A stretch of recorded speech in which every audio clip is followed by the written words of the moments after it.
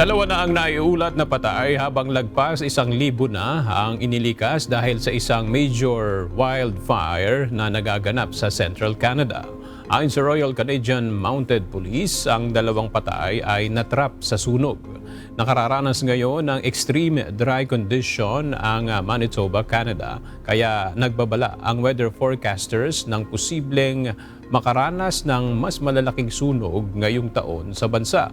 Kasalukuyang mayroong 92 active wildfires sa buong Canada, kabilang na sa British Columbia, Alberta, Saskatchewan, Ontario at Manitoba.